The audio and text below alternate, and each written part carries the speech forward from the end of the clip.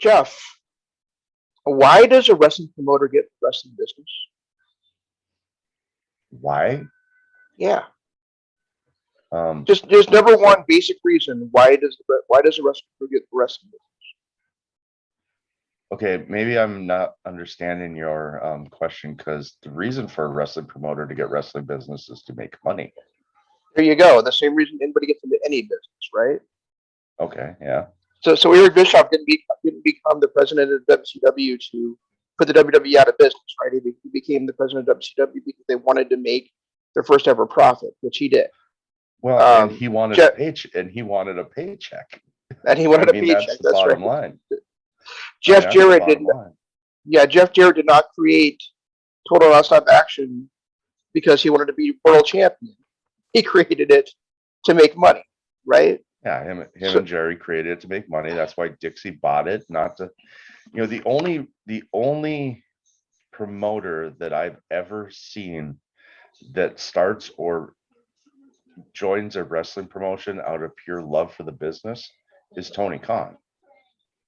But ultimately, his bottom line is to make money too. If they're losing money hand over fist, they're going to pull the plug at some point.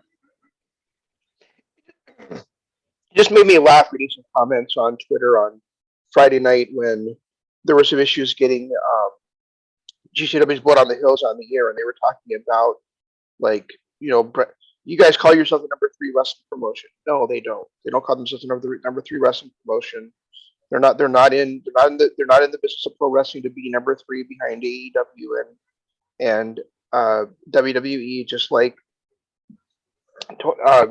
Jeff Jarrett wasn't in the business to be the number two promotion behind WWE. He was in the business to make money, and that's Right. as long as GCW is putting on entertaining shows and they're making a profit doing it, that's really all Brett Lauderdale cares about. And I mean, and ultimately, yeah. If they become a number three, I mean, right now it's the fans calling them the number three promotion, and you know, technically in our eyes, I'd say they're number four.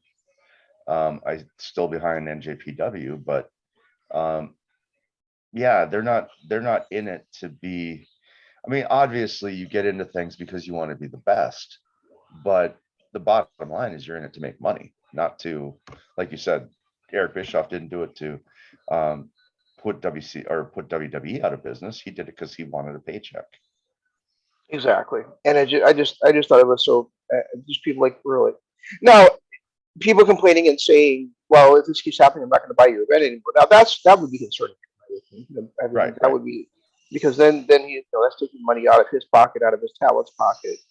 And if he doesn't have money in his pocket, he can't pay his talent. But I really don't. But I think I also think that there's a lot of folks out there that wouldn't even post something on Twitter saying, "Hey, we'll be on the air soon. We're trying to get people in the building," or "Hey, we're on the air soon. We're having trouble with our feed." There are other promotions we're just going to be sitting there like you're like, what the fuck is going on? You know, WWE doesn't do it. I mean, they had right? their thing with what, SummerSlam or Survivor Series, or there was some pay-per-view earlier this year where they had all kinds of technical issues and they just ignored it and kept going on with the show. Didn't it Like it happen was some, 4 months in a row? That's what something I like heard. that, yeah, where they Yeah. they were having technical issues. The sound was all jacked. There was no sound on some of them, and they didn't send out tweets or apologize once they finally got up and running. They just acted like nothing happened. I know there was a huge backlash about that too, but it happens. It's not nothing you can't be all upset about it. Now, granted, do I think they should? When there's a start time and you're 30 minutes past your start time and there's no explanation as to why it's not on yet, especially when people pay money. Yeah, I think they should. But it happened earlier this couple weeks ago with AEW Dark, where it just 20 minutes in, we're still waiting for the show to start. It happened And they came on with, at, at Full Gear also. There was a lot of complaints about the feed with Bleacher Report for Full Gear. You and I were at the show live, and I think Melissa yeah, said she but was about 30 seconds behind us, which wasn't bad. But there was other people that were saying that, and I even experienced it. I tried to watch the replay the next day, where I would start watching the show, and then um, by the time I was 5 minutes in, the audio was 3 minutes behind. you know. Yeah, and I Yes. mean that happens with live sports too. Like I have a buddy of mine that goes to a Vikings game every single year, and he'll text me, "Did you see that play?" I'm like, "What are you talking about? They're in a timeout." And then I come back like 2 minutes later and I actually see the play. Yeah. Uh, that's a live feed thing.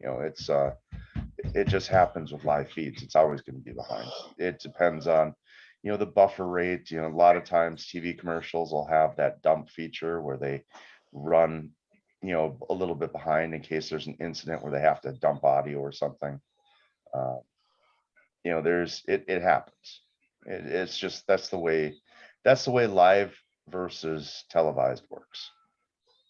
The other reaction with that was like, this show is at it's what was scheduled to start at 11 o'clock Eastern time on Friday night. So I'm like, and that's 10 o'clock our time, right? So Right. so that's already a super late time to start a wrestling show. My other reaction was, why don't these people just wait to watch the replay?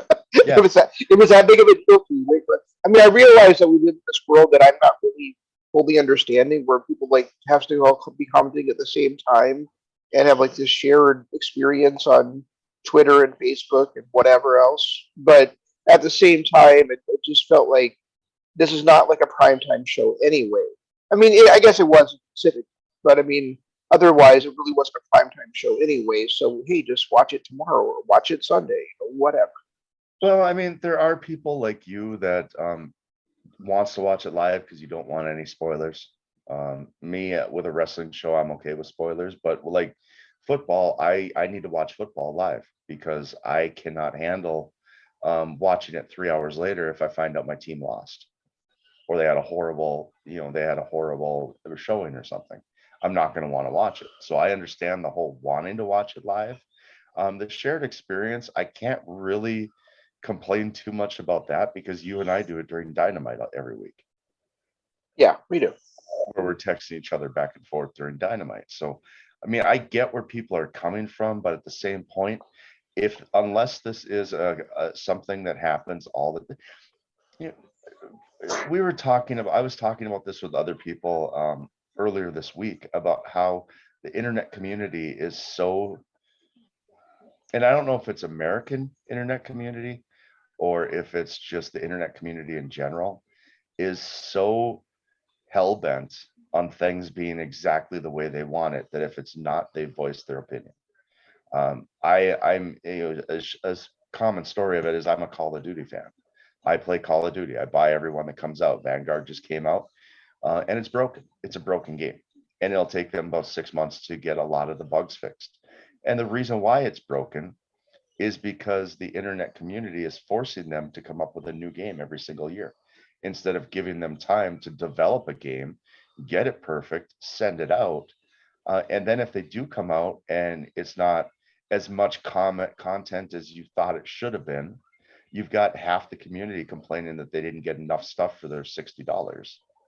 And then also on top of that, if there's not new events happening or new free stuff coming out every other week, um, everyone's complaining.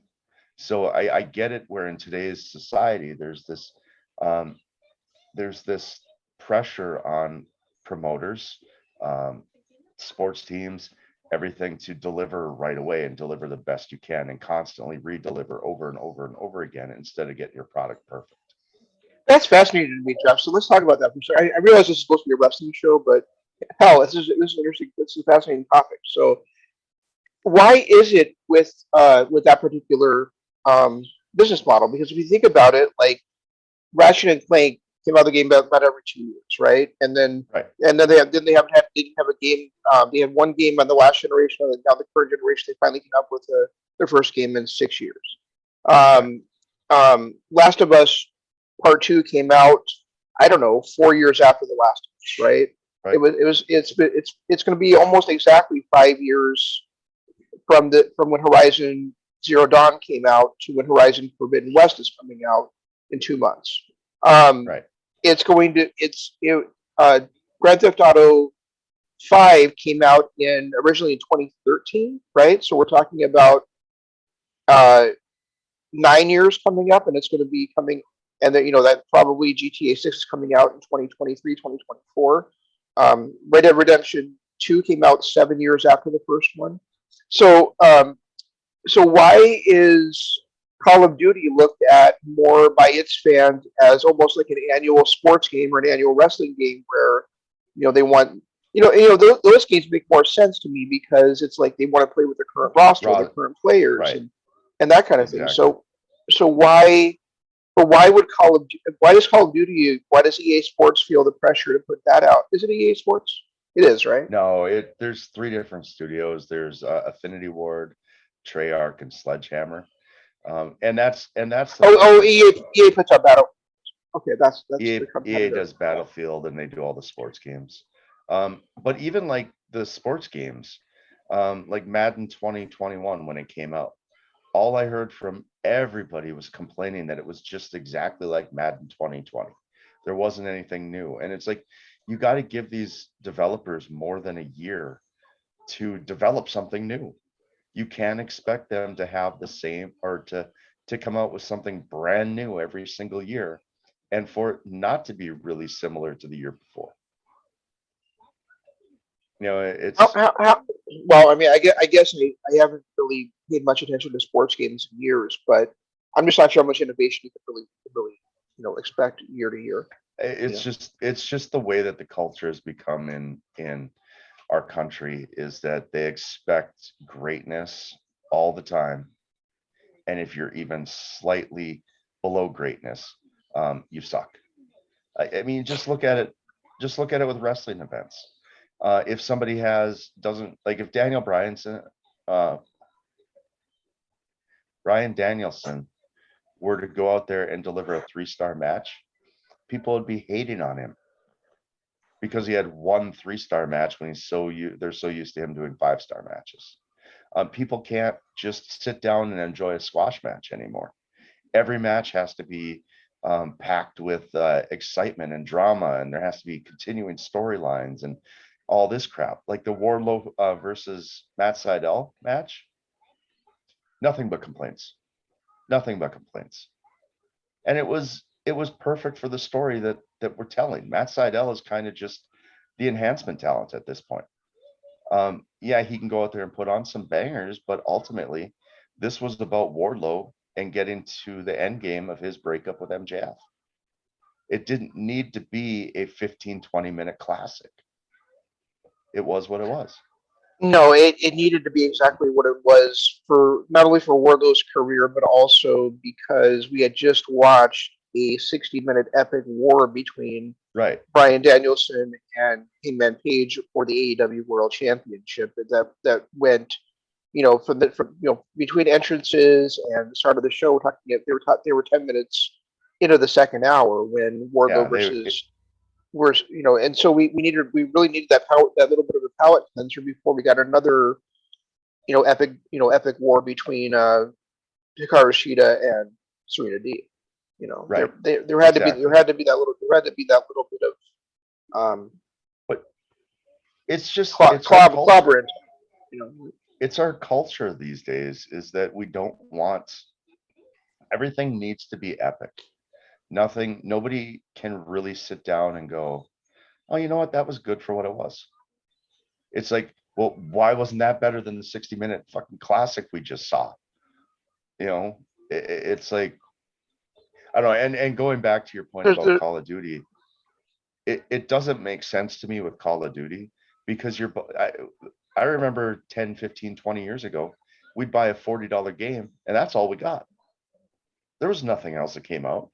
And now people are buying a $50 game and they're upset because they're not getting 14 different stages and tons of different new free stuff put into the game throughout the year. And then the next year, you've got to have another new game come out. It's like, can we let that one breathe and get everything out of it that we want, that we can get before we move on? I kind of feel that like they should just kind of do a patch or like a DLC once a year, and then take a couple of years between games, even for sports games. Like you could easily do a DLC with, you know, with changing the rosters, right? I mean, you could just do a new Right. DLC content, like, revising the rosters if people choose to do that. Maybe they do like a $15-$20 DLC each year. Same thing for Call of Duty. They could do like maybe like a new, like one new small map or a different type of zombie campaign or something like that for people to tide them Oh, over until the next full release. oh, it's crazy because people, if they don't get a new zombie map every 2 months, they're complaining. Oh, is it In that fact, often now? if they don't get a new zombie map every month, there's people all over complaining. Here's a perfect example. Zombies are Black Ops Cold War just came out a year ago.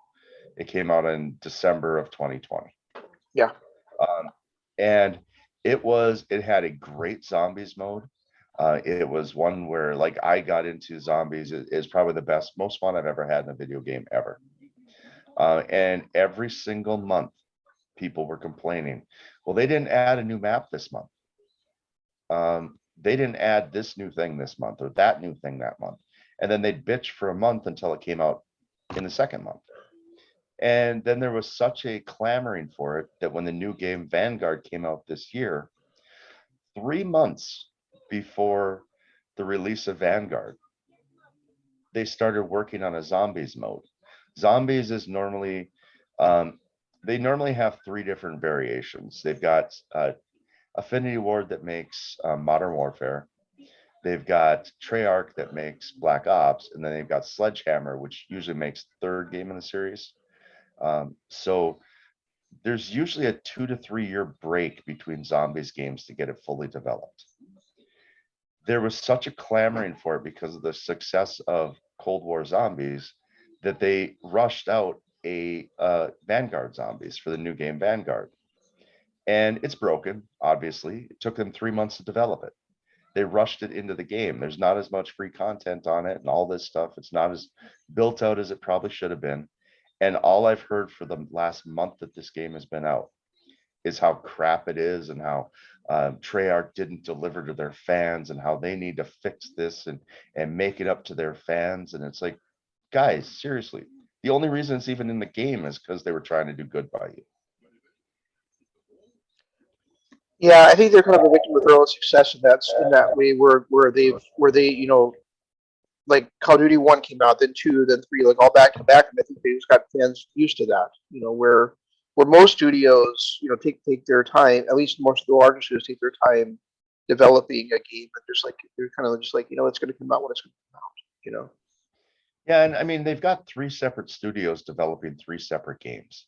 I mean, they use Raven as their animation studio.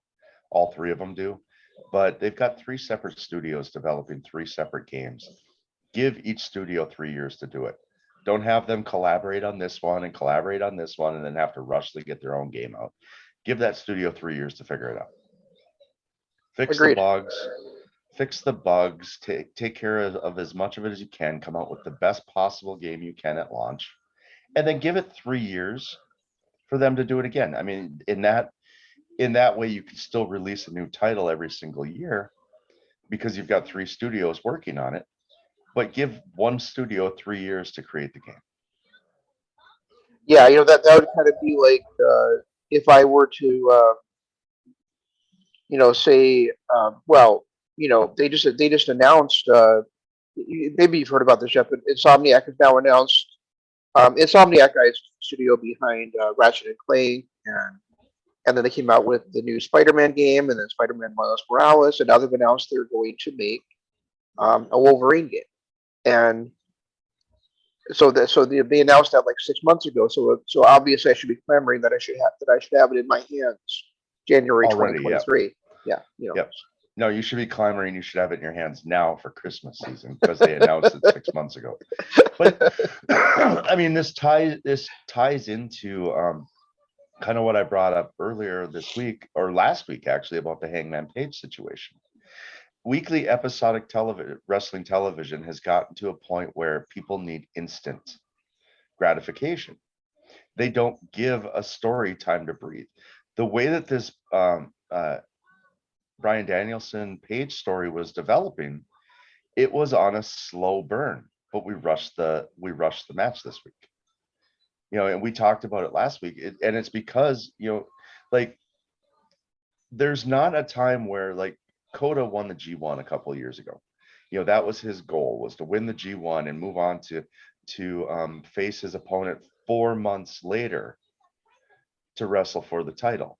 And in between that, they developed his story. They kept developing it more and more, with Jay White beating him and the stuff between him and Okada, and then it turned into the dash for the gold or whatever. So it was a very great story that took them 4 months to tell. And that's probably because they don't have weekly episodic TV in Japan. They have their monthly specials or whatever. Where in the US on American Wrestling, Page just won the belt less than a month ago. And now all of a sudden he needs to defend it against the number one contender because our attention span is too short. I don't understand why we need that instant gratification. Why we couldn't have run this out to Revolution. And Revolution is Yeah, 2 months from now. That was a three-month storyline. And it was clear that they didn't have anything in mind by the way they portrayed Page during this. He was an absentee champion, basically. I did not like the way Hangman's story has played out over the last 3 weeks before this past show. However, I don't agree with you that they did it because of the fans' lack of patience. I just don't think it would have fit Danielson's character for him to be waiting until Revolution for his title shot, because his goal since coming in has been to win the championship. So yeah, he debuted 3 months ago. I know, but he didn't become the number one contender until he won the World Title Eliminator tournament at Full Gear. So, but if we roll that back a little bit, when Coda re-signed after Omega left, and Coda came in and said he finally signed a contract, a guy who never signed a contract with anybody, and he said in January, or was it February, my goal is to be the NJPW World Heavyweight Champion. It was a year later before he actually got it, because he went through his trial and tribulations, got into the G1, won the G1, then went another 4 months after winning the G1 before he finally got his title shot. And that was his ultimate goal when he came into the company too. there are also two different promotions you're talking about. You're not talking about an apples to apples comparison. You're not saying like, if you were saying, Kota Ibushi took a year to win the world championship. So let's roll back a bit further then, Jeff. So an apples to apples comparison there would be Kazuchika Okada comes out in 2012 and challenges Hiroshi Tanahashi at Wrestle Kingdom, wins it a month later. So I mean that if we'll do an apples to apples comparison, that would be the comparison there, right? Because he actually did do similar thing to Bryan Danielson, where he returns at Wrestle Kingdom, beats Yoshihashi. At the end of the show, after Tanahashi has won the main event, he comes out and he brashly proclaims he's the next challenger for Tanahashi. Both promotions can do the same thing. It's just a matter of timing, right? It took him. They just got done telling a long story with Hangman Page, where it took him 2 years to become the world heavyweight champion. After first initially saying no, 3 years, because he said at the beginning of 2019 that he was going to be the first ever AEW world champion. Right. And you're also talking about the other thing between two different promotions is that one promotion is on national television every week. The other one runs house shows every week, right? And see, that's where I was making the comparison to like Call of Duty, is because it's a weekly episodic program. We expect the storylines to go faster than they used to. Like, if you look back at WWE, now they're in that same boat. They need a payoff every month at a pay-per-view. Where back in the 80s, it was year-long storytelling.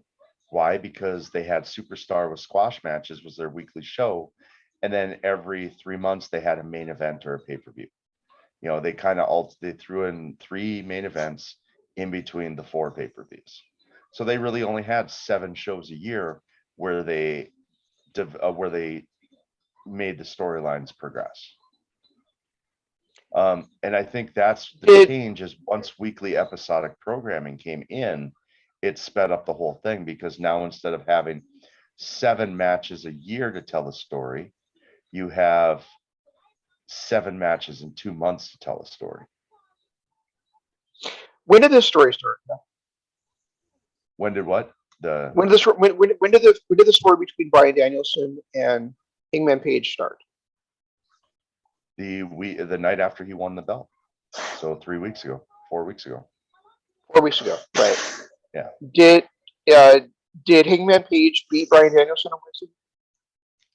No, I'm not saying that the story's over, but what I'm saying is, yeah, exactly. You're saying you wanted the story. So you're saying you're just like those fans, where you wanted the story to be told exactly the way you wanted it to be told. The story is not over yet. You know, they use this hour-long draw to progress the story to get to a storytelling point that you wanted it to be at, right? I mean, we're not going to go all the way to Revolution, but most likely, because Tony Khan has said Bryan Danielson is still the number 1 contender, which I don't agree with, you know, but I think he had a shot. He should have to work his way back up. But exactly. I still think I do think we're looking at. They still have 4 more big shows coming up. And I still think we're looking at that match is going to be actually the main event match of Battle for the Belts. You know, some kind of rematch between the two. So instead of a 1 month story, it's going to be a 6 week story.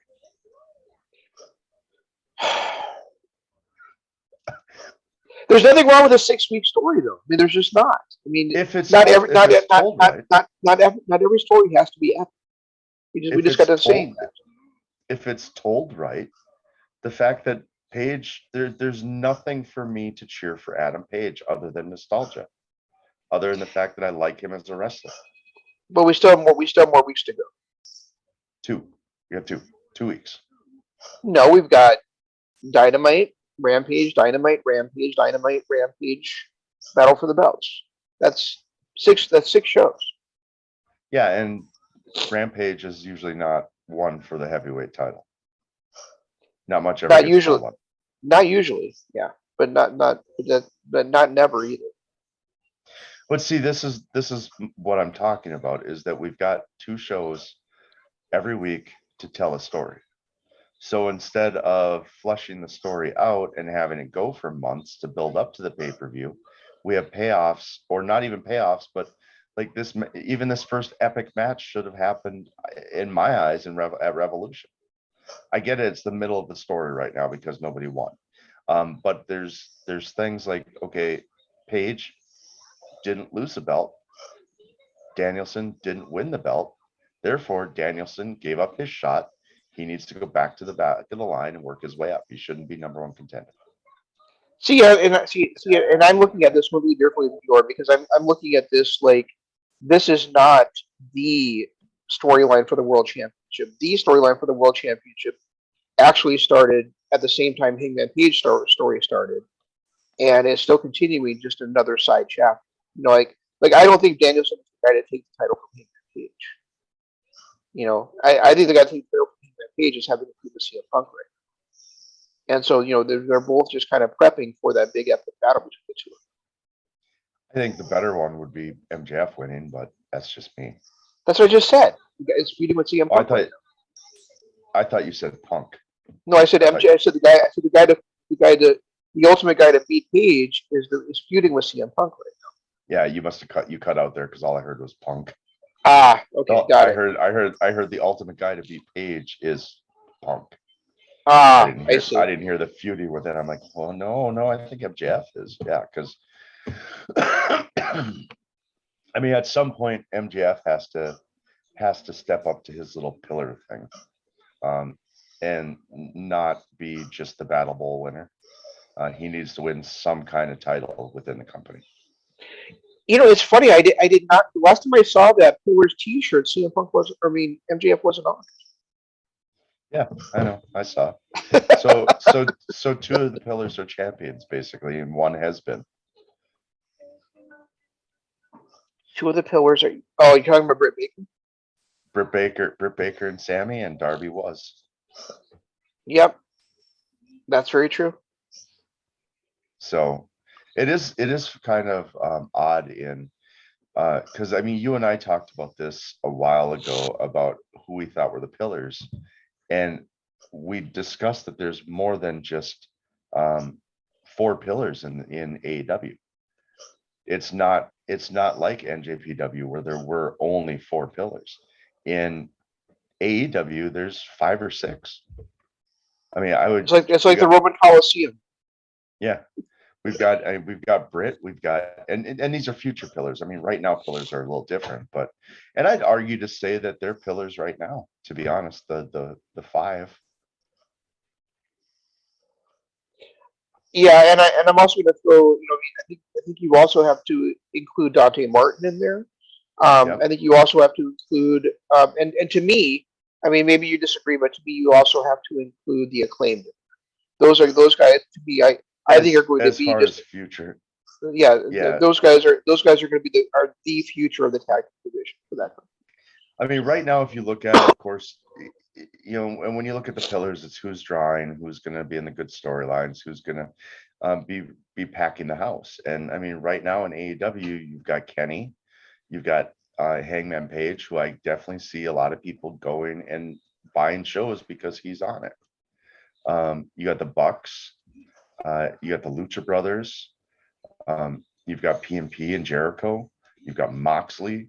So I mean, if you're looking at there's five or six pillars right there. Maybe PMP wouldn't sell out a house, but definitely Inner Circle and Moxley would, or Inner Circle and Jericho would. Moxley, PNP Omega. PNP have the potential to be able to sell the house. They did it for Impact. So Yeah, uh, it just depends on how they're booked. I mean, they had two show-stopping feuds already in Impact, which Impact at the time was the number two promotion in the country when that was happening, right? So I right. mean, we can't say PNP don't have the potential to do it. They just haven't been booked that way so far. But I They mean, they haven't been. had they had the feud against the OGs, and then they had the feud against the Lucha Brothers that both were high drawing feuds for Impact. So Right, and they could easily bring that Lucha Brothers PMP feud to AEW and it would sell out the house. yeah, definitely. Easily. And then when you look at the future, and it's hard to say future because I think that Sammy, MJF, Jungle Boy, and Britt Baker, and even Darby are now. I think people go to the show to see those guys, to see those performers. So it's hard to say that they're the future. Now, when you talk future, Dante Martin, the acclaimed, uh, there's a couple other people that are escaping. Hook is another one that they've got the potential to be what Kenny Omega and the Young Bucks are now. So it's weird I'm when gonna you. throw one more name in there just because I feel like even if he isn't ever world champion, he still to me is the most natural performer I've seen since Dustin Rhodes, and Dustin Rhodes was 30 years ago. Right. And that's Colton Gunn. So Yeah, I like the Dunn or the Guns too. I think Colton's really well. I think he's got a bright future. And then when you look at some of the other people that are coming in, that are younger, like Josh Woods, he's got all the potential in the world to take over at some point too. He's one of those five-tool guys, and I thought that back when he was in Ring of Honor. Ethan Page is another one that I feel like has the ability to be that top level heel that you're going to pay to beat. You're going to pay to watch somebody beat. He's just that good of a performer. So I mean, when looking at it, you can't say there's four pillars in AEW because I would argue that there's probably eight right now, and five of those eight, nobody knew about until 2019 when this promotion started. And within 3 years, you've got five more people that are legitimate draws for the company. And now they're working on the next five people, the next generation of people. and And that's only 3 years. who have we not mentioned at all in this young pillar discussion that we thought were going to be or that we talked about when they first started. That we were so excited to see them, they were going to be huge stars in this country. God, I can't remember. I know Ethan Page I blew up about. Private Party. Oh yeah, and they've just really gone away. Ever since this Matt Hardy stuff with the Hardy family office, they've really just kind of gone away. Yeah, I think that they have really been hurt by this. Like, the Butcher and the Blade. The Butcher, the Blade specifically, because the Butcher is always either injured or out on tour with his band. But I would say like the Butcher and the Bunny and Penelope and um, even to Kip some Sabian. extent, the Hybrid two have all been helped by the Hardy family office. But I don't think you could argue that the Hardy family office helped Private Party at all. And they were the first two guys I that don't signed. I don't know if TH2 and Butcher and Blade were necessarily helped by Hardy family office. I don't think they'd be getting TV time at all if it wasn't for them. And Private Party seems to be only getting TV time as almost like I don't know, the valets of these days. And when they do appear, they're on Dark in a 6-man tag, and it's only one of them. It's usually Cassidy. Yeah. So they've really. It's like, and to me, this Hardy family office feud or thing just really has not gone anywhere. They had their little tiny feud with Orange Cassidy, and that just kind of went away. It's not even a thing anymore. There's nothing going on with that anymore. Now it's all and Matt Hardy was obsessed with him less than a month ago. Yep. And now Cassidy's feuding with Adam Cole. And it seemed like, and I think I saw something recently that Hardy tweeting something out about him changing his character yet again coming up. So maybe this whole bullshit will go away. Yeah. I think he needs it, and I think he needs to let Private Party and TH2 kind of go off on their own and do their thing.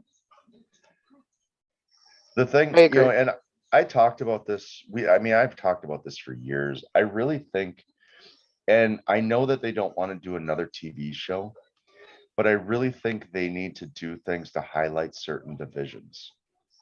Like, I think that, they've got Dynamite, leave it as it is, Rampage, leave it as it is, but take advantage of the Dark and Elevation shows to highlight divisions. Like, there's no reason why Elevation can't just be for the women. And, have 5-6 matches, storytelling that builds around the women. And then Dark just be for the tag teams. And then maybe have a separate Thursday show that is developed that's for the young and up and coming talent that you want to highlight. I know that's a lot of shows and a lot of production and everything, but when you do 3 of them on YouTube, you cut down a lot of production costs.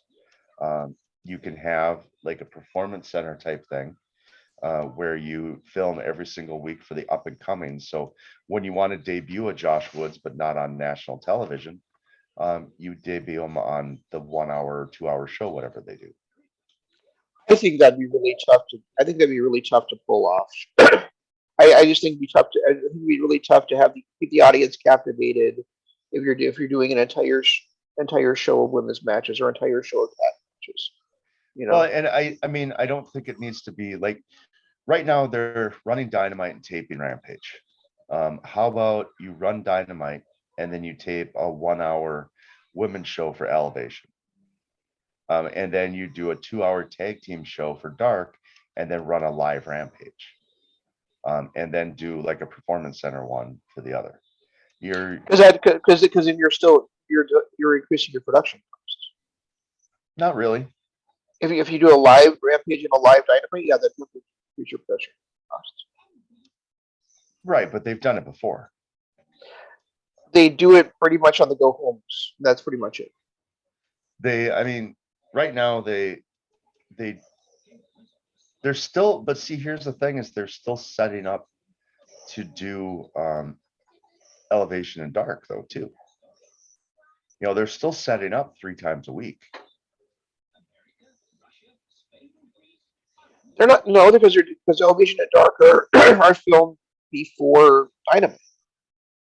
So if you go to a live Dynamite, you're looking at 6 hours of wrestling.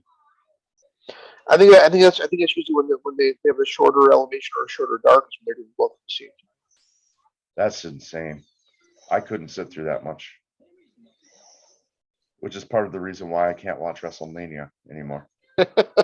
or Wrestle Kingdom for that matter. I have to pick and choose because it's just I don't have the time to sit down for 6 hours to watch a show. We should talk about Wrestle Kingdom one of these days, but I'm a bit. I wish I could be as excited for one of the matches as I want to be, but they fucked up the booking so bad that I can't. Well, I know we've got a hard out here at 10. We've only got 15 minutes. And since you're gonna save that for another day, we should probably jump to Final Battle. I know, we tried to do a show last week right after Final Battle, and it's technical difficulties, which if you've been following our show for a while, you know that technical difficulties are part of the show. So we weren't able to do anything last week, but I'm going to go out on record and say that that was one of my favorite Ring of Honor shows within the last 4 years. I enjoyed Within show. 4 years, yeah, I guess I would agree with that too. Yeah, I mean, when you go past 4 years, then you got some talent that supersedes what we saw. But I would say within the last 4 years, this is probably my favorite Ring of Honor show. I thought it was well done. I thought they went out with the right people as champions in all categories. Some of it was make good. Some of it was Gresham, you've been such a great star for us. Here you go. You deserve this. Same thing with Brett Titus. You've worked with this company forever. You've never had a chance to defend a title, and you still don't because now we're closing our doors. But they, Brett Titus was the right person to go out. Briscoes were the right people to go out. I felt like they had plenty of good surprises throughout the show. The surprises, though, didn't make much sense to me because they were more like if you were going to have another Ring of Honor show, as opposed to we're closing our doors today. And I felt like Caprice Coleman and Ian Riccaboni, that might have been the most fun I've heard two commentators have at a wrestling show in decades. They were having a good time. I mean, some of the stuff they came up with and we're talking about, like the where did all these tables come from? And what was I know how product procurement works. When Yep. Coleman was trying to explain to him how the tables got there. And my favorite one was I think it was Josh Woods versus Bryan Johnson. And Riccaboni goes, he's gonna have to shoot him. And Coleman's like, what? What are you talking about? He goes, well, what else is he gonna do? I don't know, maybe try another wrestling move. And then they went on for like a 10-minute tangent about thank you for it's a good thing we switched that from talking about murder. I just thought it was such a fun show because it was really like nobody cared. The announcers were just like, we're just going to have a good time today. We're not going to try to be all professional and we're just going to have a good time doing this.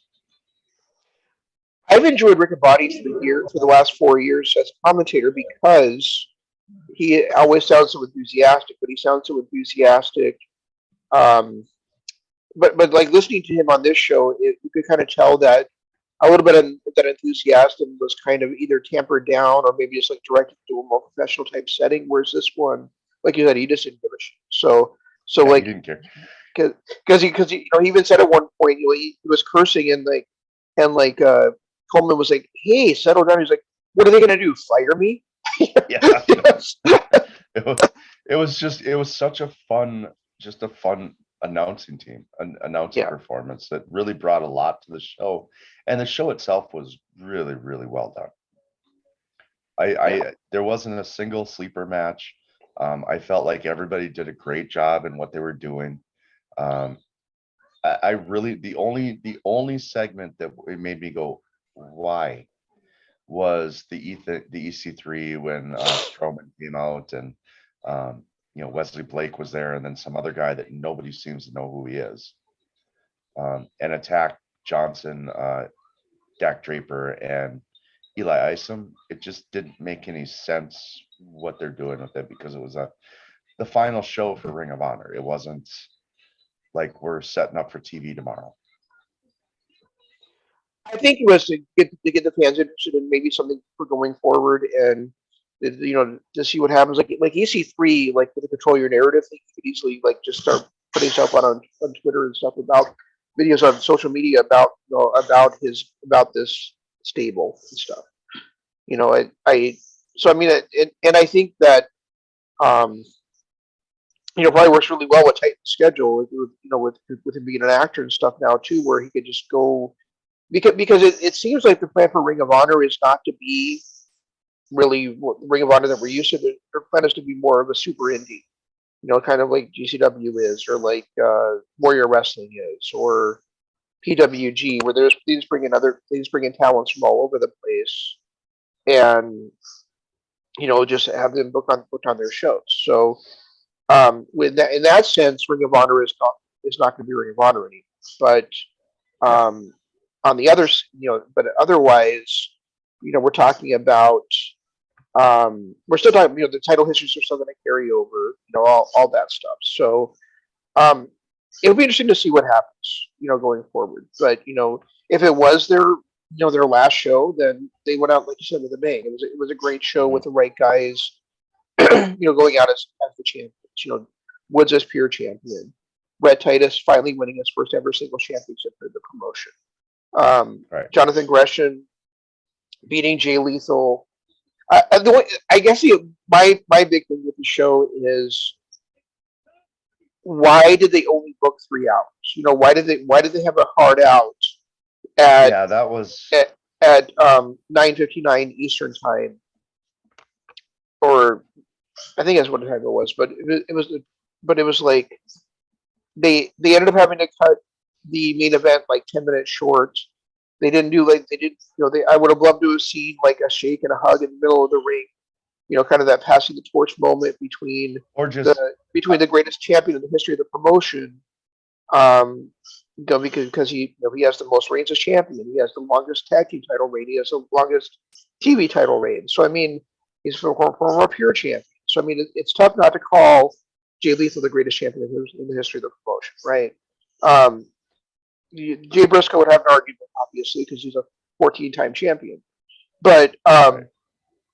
but I mean, I would have loved to see that hug in the middle of the ring. So I mean, it just that to me would have been the perfect way to go off the air. So I hate that they only booked 3 hours, you know, um, for PPV time. But otherwise, I mean, we just saw.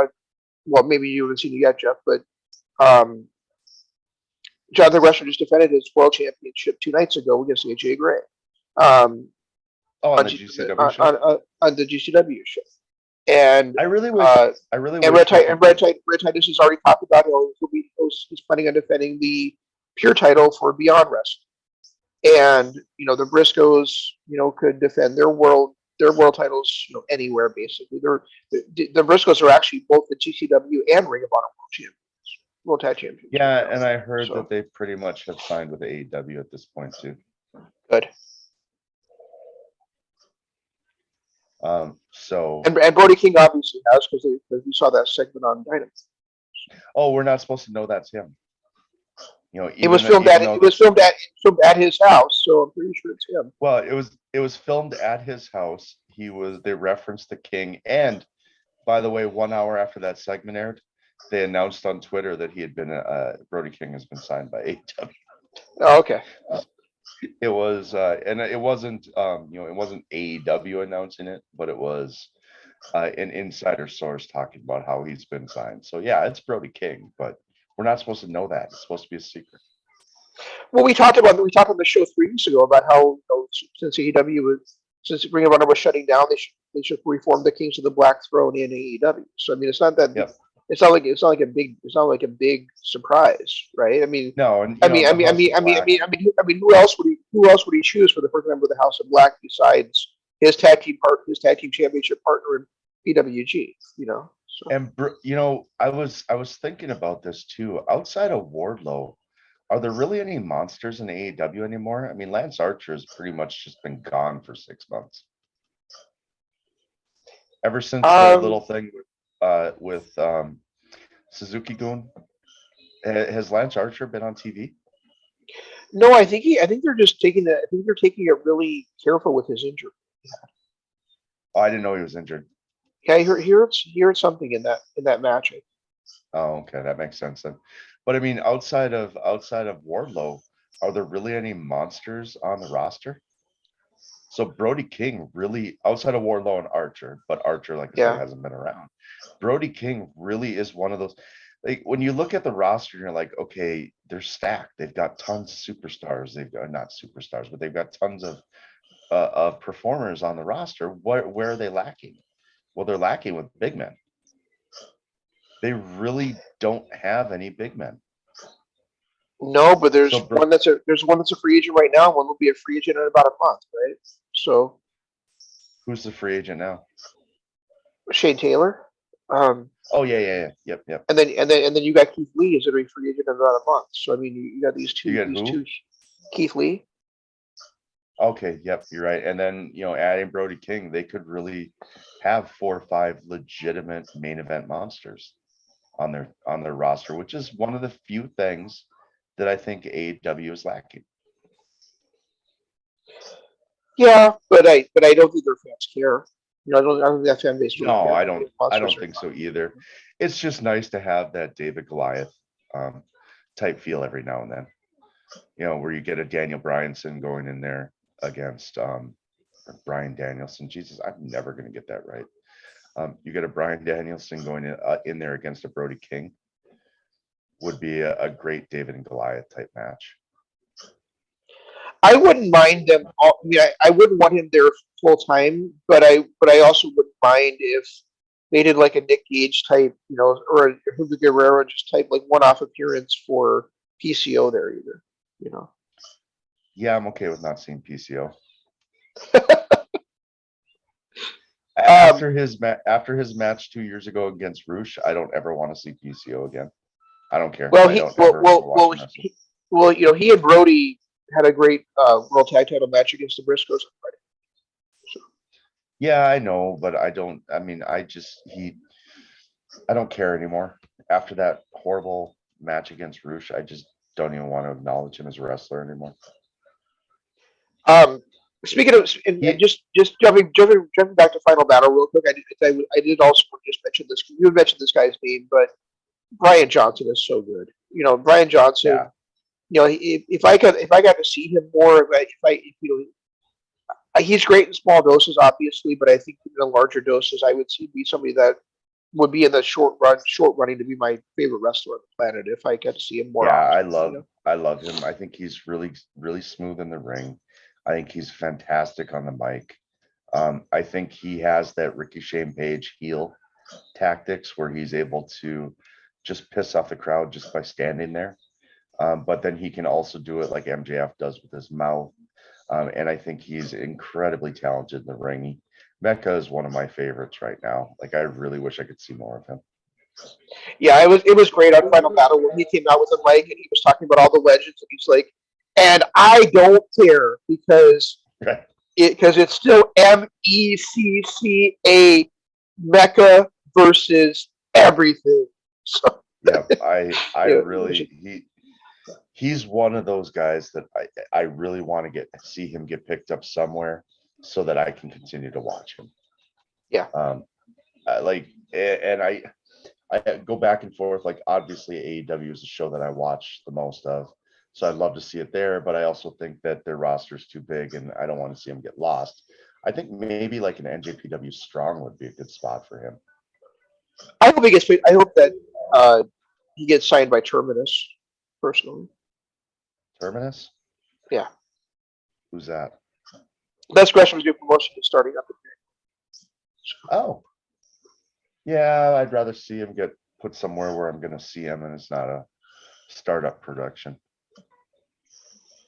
Well, good luck with it. I know, but I don't think even as good as he is, I'm not watching WWE programming, and my favorite wrestler of all time is there, and I still can't watch it.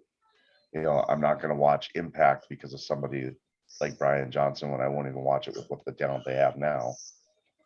With Ace Austin and all that. So yeah, I was I thinking don't know about that. if there's I was thinking about like if like for instance if STP gets picked up by Impact, does that make me watch Impact? probably because I'm such a big Shane Taylor fan. But Well, you if know, my favorite wrestler of all time is on WWE programming every single week and it still can't make me watch that crap, I don't think I'll ever watch a promotion for one wrestler. yeah, but WWE has burned its fans so many times over the years. It's a bit different, you know. And I mean, they even, let's put it this way, they even treated AJ fairly decently. You know, he's been high profile, he's been in great matches, he's been a great performer, but I still can't watch their product even though it's AJ Styles. Yeah, that's true. You know, I I also do want to say about but on the heels, we know the hard out with very shortly here. That Jordan Oliver acquitted himself very well in a match he doesn't ever do. So you know, well, good. I'm sad that I found out the reason why it's not on MLW anymore is because they released him. It's weird to me that you would release a kid that's this good when he's only what 21 years old. It just blows my mind that MLW would make that decision. So I'm glad that anytime I get to watch Jordan Oliver, I'm happy to watch.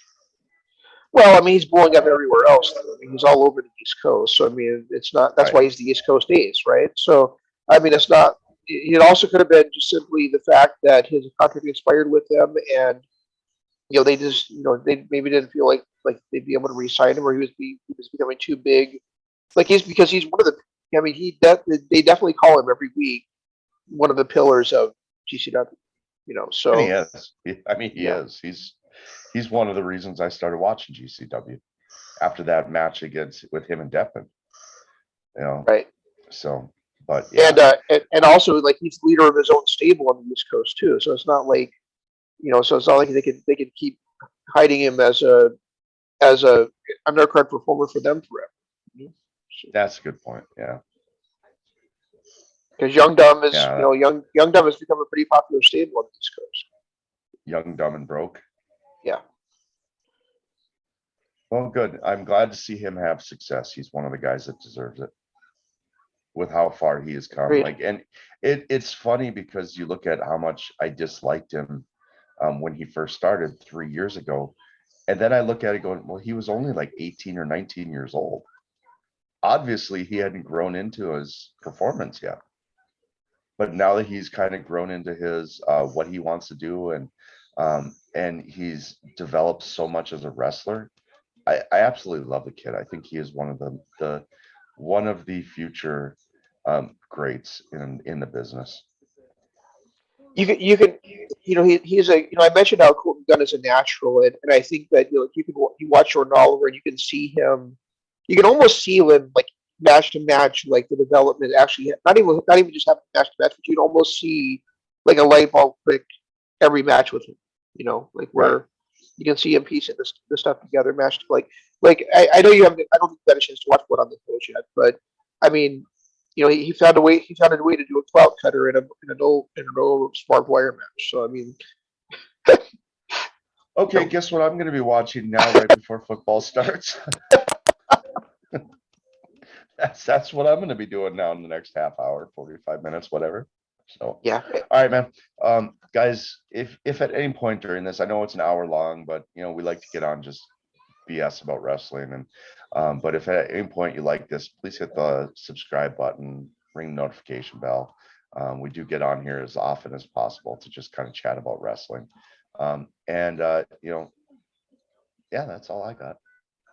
yeah. I mean, and then next few weeks there's some big AEW shows coming up. There's Wrestle Kingdom coming up, but I think you think about Jeff is, um, maybe like what do we want for our wrestling New Year's resolutions to be, and also like what matches and stuff do we want to put together for our best of list at the end of the year. Best of the year. Yeah, we got to do that too, because Yep.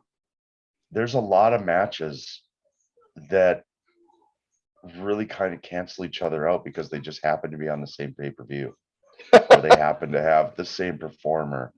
It's Well, like that would be if we were doing our we didn't really talk about if we were actually going to do our like, pay per view of the year, but I mean just like a top 5 match of the year, top 5 wrestlers of the year, top 5 tag teams of the year, Okay, top 5 moments of the year, things like that. yeah, I'll start thinking of that. Maybe we can do that for next week. Yeah, I would probably have like a really hard time like not including like Ron Fudge's in my moments of the year. So Moments of the year are tough. I mean, because Jesus, we had that 1 week where there were like 14 moments. that's true. That's very I true. mean, Oh, and so what one quick thing is disappointment of the week: Kevin Steen resigning with WWE. what do I think of it? I think it's fine. I mean, he's always been a family man. He's always been a family man. That's his main goal is his family. And what better way to set your family up than get paid $3 million a year for 3 years? The one That's true. thing I Eh, did, but as a fan, it's disappointing that he's staying with that company. yeah, but if you look at it, he's done his art. Yeah, it's kind of like Shinsuke. Shinsuke, we're all disappointed because he's had kind of an underwhelming run in his 6 years in the WWE. But if you put it this way, he put on all those bangers and did all this greatness in Japan, and then he got paid. He got paid. He set up his family for the rest of his life. Same thing with AJ. AJ, the greatest wrestler in the world.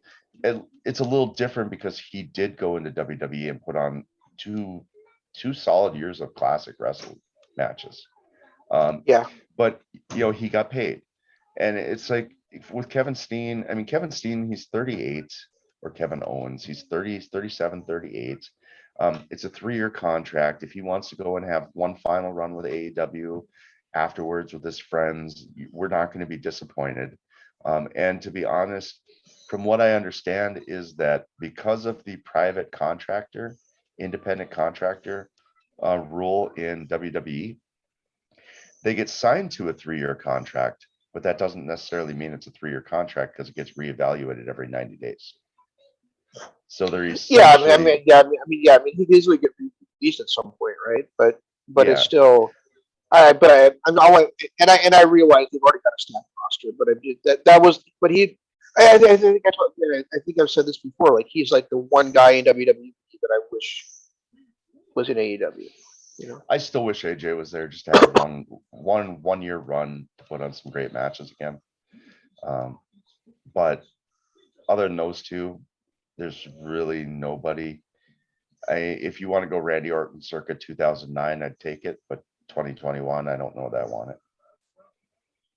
I guess the only other act there would be the Usos, like the Usos against PNP, The or the Usos Usos versus against, PNP. or Oh the my God. Usos against the FTR. Lucha Brothers, or you know what I mean.